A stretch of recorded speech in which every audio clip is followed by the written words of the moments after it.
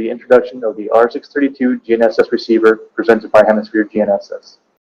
Thank you for joining us, and please know that all questions can be asked in the chat section to the right. All questions are hidden from other participants and will be answered by Hemisphere employees. The Hemisphere Marine Technology team consists of me, Matt Steele, Product Marketing Manager for Marine Products, and Martin DeKevitt, Business Development Manager for Marine.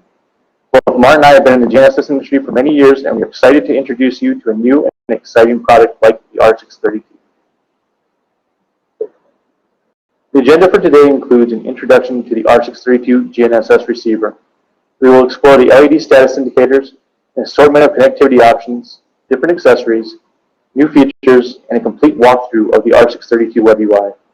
Additionally, we will touch on Hemisphere support functions, along with next steps you can take to get more information about the R632 and the entire Hemisphere GNSS product line. The R632 has been developed to replace the R330 and the VS330 GNSS receivers. The R632 offers Hemisphere's most advanced technology, including LiDAR Digital 2 ASIC and Cygnus interference mitigation technology.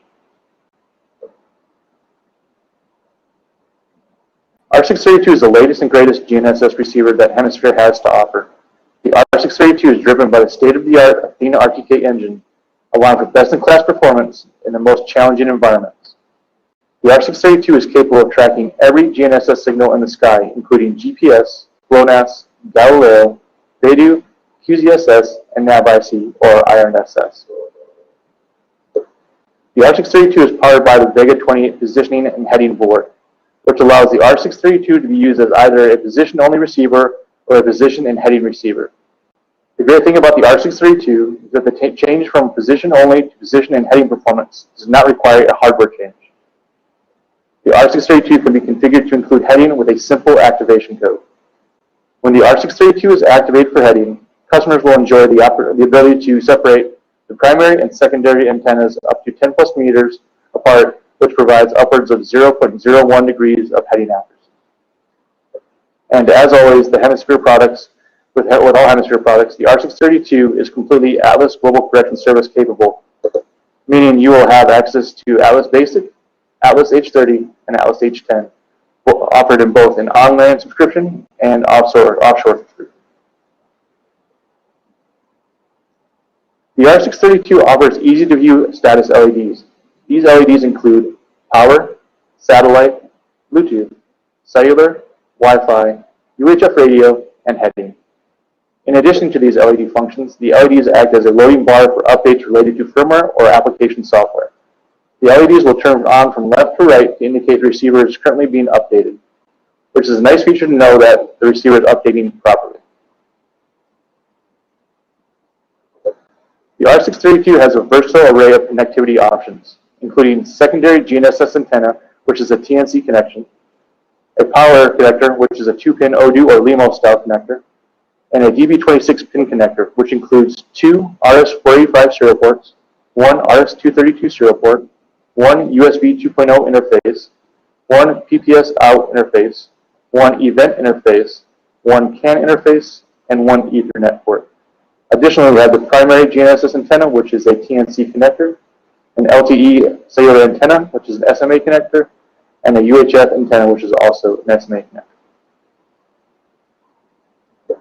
The singular DB26 connector can be broken out into multiple cables and support different communication protocols, including USB, Ethernet, RS232, RS485, and CAN or NEMA 2000. All these protocols have different cables, making the R632 flexible and ready for most application integration. The different application cables are offered as an a la carte option, meaning you only order the cables you need, which is specific to your application, making integration and cable management simple.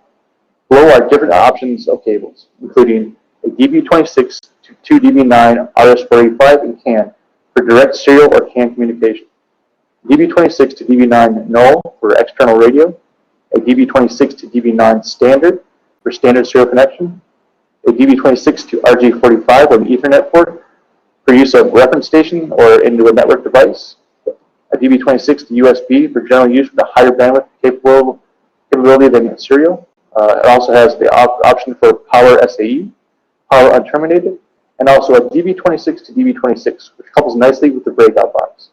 The breakout box allows the DB26 to break out into usable I/O, including an RJ45 port, 3 DB9 serial ports, and a USB 2.0 port. This is great for getting to know the R632 and testing different applications. The R632 offers a variety of antenna options from GNSS antennas to HF and LTE antennas. Again, these options are offered a la carte to fit customer applications.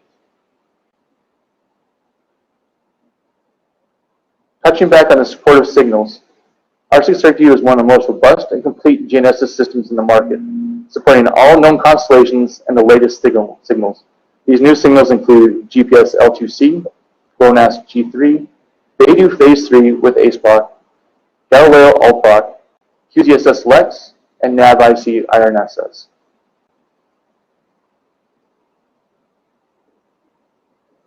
R632 offers a variety of wireless options. UHF 400 and 900 megahertz, which support Citel radios, PACRest, TrimTalk, TrimMark, as well as a cellular, internal cellular GSM, LG, or 4G LTE modem, as well as Bluetooth and Wi-Fi. All these wireless options come with an easy-to-view status LED to give you confidence and guarantee the R632 is working the way you want it to. The R632 comes with 8 gigabytes of internal storage, which is great for logging and storing data. In addition, the R632 comes with an option to expand the storage up to 32 gigabytes with an external SD card slot that is weather-tight and rated for IP67. The internal and external storage can be monitored through the web UI. R632 offers multiple N-trip options, supporting N-trip client, N-trip caster, and N-trip server. These N-trip options are easy to configure and available to be set up through the internal web UI. In addition to N-trip, the R632 is capable of supporting Ethernet. Using standard TCP/IP protocol, the R632 can support multiple TCP/IP sockets, running as a static IP configuration or connected to a DHCP network. The R632 is easy to set up and configure to output NEMA messages, including GGA, GSA, and GSB, to name a few. The web UI has 6 main areas: a summary page, a system information dropdown, configuration, download, system management, and configuration set. Please stand by while I show you the web UI.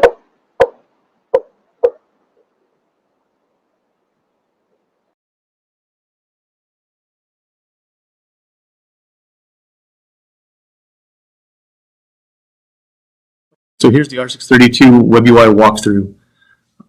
Starting out, we have a summary page that talks about the device model, device serial number, as well as the GNSS model. This one has a Vega 28, and the GNSS serial number, which is the ESN, which you can use for activations and subscriptions. Additionally, we have longitude, latitude, height, as well as status indicators for internal memory as well as external memory. Under the system information page, this is a little bit deeper dive into the R632. It talks about the IMEI, the hardware versioning, as well as the boot, OS, app, web, and MCU versioning. Gives you some information on the GNSS model as well as the ESN for the GNSS model. And it also shows you what firmware is currently on the GNSS model as well as the GNSS functionality. This R632 is capable of 20 Hz, RDK, raw data, multi-frequency, multi-GNSS, heading, and Atlas. Below that, you'll see the radio model, as well as the DHCP MAC address information, as well as the IP address, and additional status indicators for the internal and external memory. For GPS status, you get all of your basic GPS needs, your local time, satellites in use, longitude, latitude, height, status, your PDOP, HDOP, as well as your horizontal and vertical RMS values. You can see your station number that you're connected to for base, as well as the base longitude, latitude, and height. And you also can see your antenna type as well as your antenna height. Under the Satellites tab, everything in green will be what will be used in the solution, and everything in white is what's also additionally being tracked. So as you can see right now, we're using 9 GPS, 10 Beidou, 7 GLONASS, and 7 Galileo in our solution. And we're tracking 9 GPS, 10 Beidou, 8 GLONASS, 8 Galileo, and 3 SBAS satellites. On the second portion of this tab, satellite sky plots. Under this you'll see that there's GPS, SBAS, GLONASS, Galileo, and Beidou all being tracked and represented here. This is a great way to kind of know what directions each satellite vehicle is located in reference to the R632. When heading is included on the R632, when it's activated for heading, you will also have the ability to see the compass. This covers both the heading as well as the course over ground.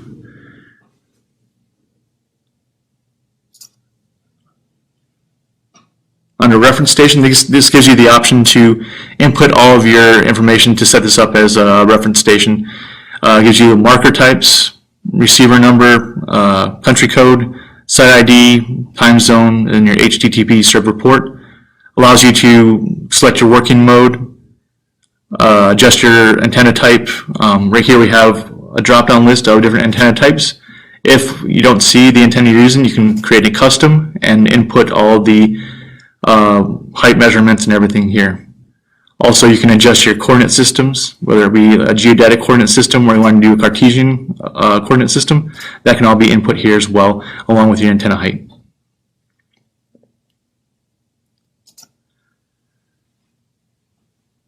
GNSS configuration. This allows you to enable 1 PPS. You can enable or disable Beidou, GPS, GLONASS, Galileo, QZSS, SBAS, Atlas, or run in RTK mode, either a normal mode or a SureFix mode, which is usually used in a survey type environment.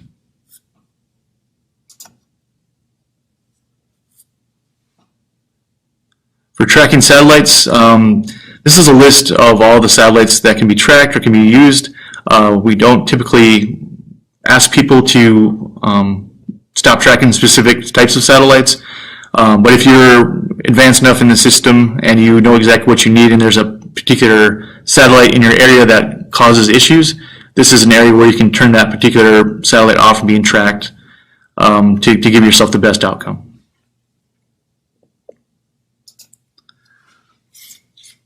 Again, if you have a heading activation, this page will come up. And this is the ACC 90 and ACC 180 values. The ACC 90 and 180 values are in reference to the gyro that's installed on the R632.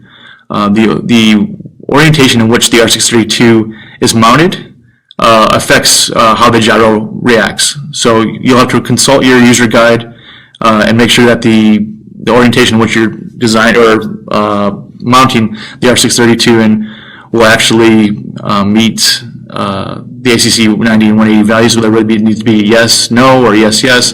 All those need to be adjusted based off the user guide and the orientation in which you mounted the R632. Additionally, when messing with the ACC 90 and 180 values, be very, very careful. This needs to be on a very static and stable area, because when you submit these changes, it does do a tilt calibration which calibrates the internal gyro. So please be very careful when adjusting these and consult your user guide. And if you have any other questions, please consult the Hemisphere Tech Support team. You can also change roll, neg tilt, gyro rate on, level, and then also move base.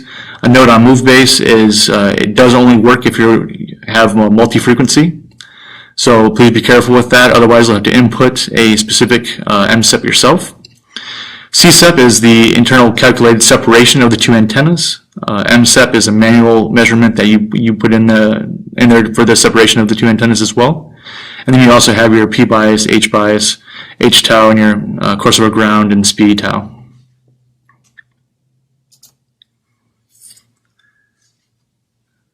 Under NTRIP server, now this is where we get into our different NTRIP options. You can have what is currently here being transmitted data out. So Scottsdale RTCM32 is being transmitted out. You have 3 options to set up 3 different servers off of this one device. You can input your name, server address, server port, as well as your password and mount point name, and the type of data you want to transmit out. as well as the interval and the ephemeris frequency, and you can auto connect. If for some reason you break and want to reconnect, it's an easier way to set it up this way.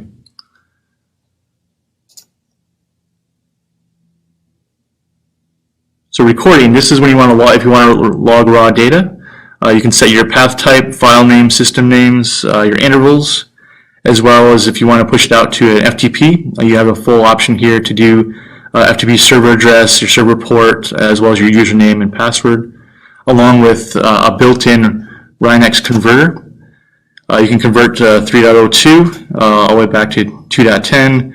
And then you can input your antenna phase center and also push it out to an FTP site if necessary.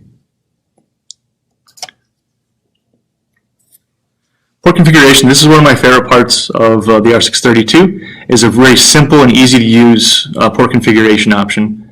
You can set up the Bluetooth, UHF, COM1, COM2, COM3 are all RS485 or RS232 serial ports.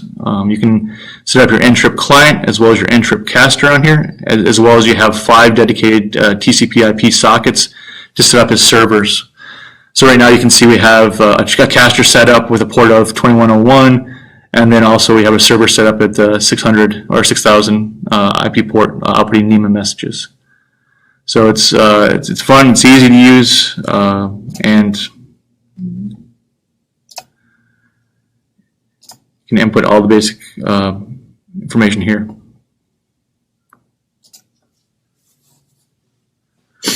Under network, this is where you can have either a wired connection or a wireless net connection or a mobile network set up.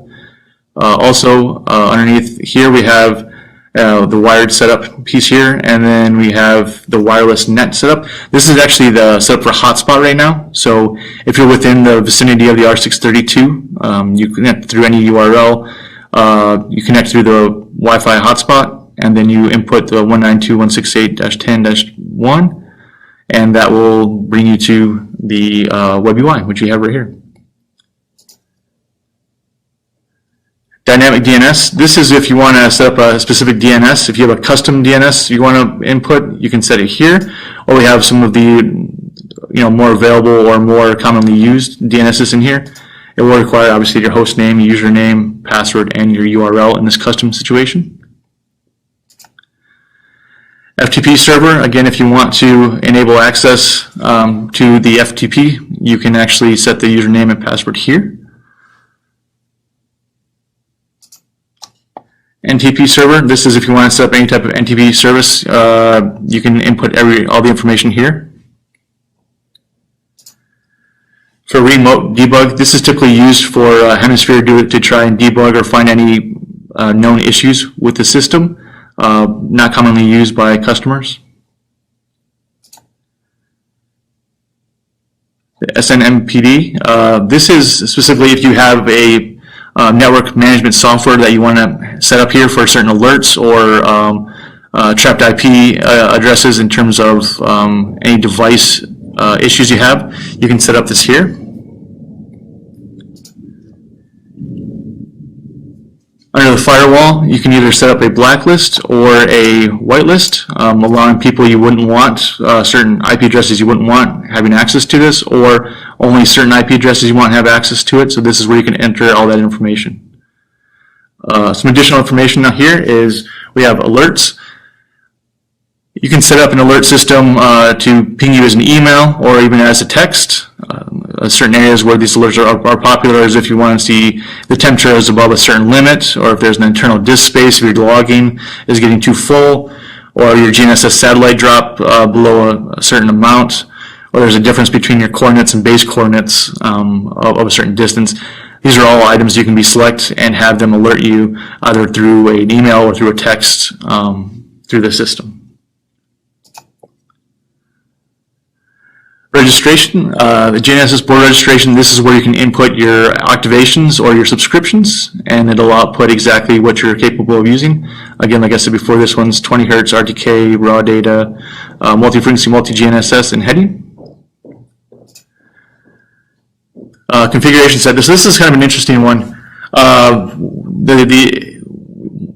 What you can do with this is actually all the configurations you have set right now for the system.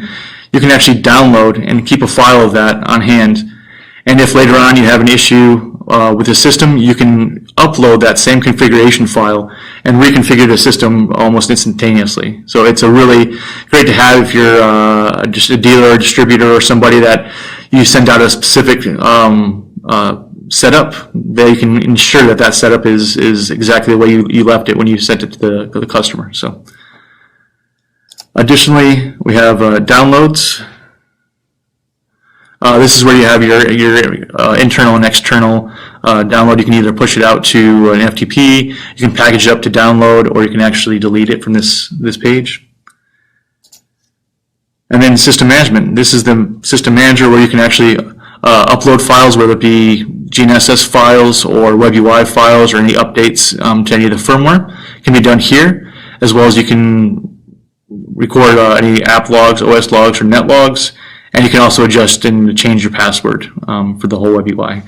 And you also have options here for self-test. You can reset the device. You can factory reset the device, as well as format the internal disk. And you actually have another option to change languages if necessary. And then you can log out. So that's the basic rundown of the R632 WebUI.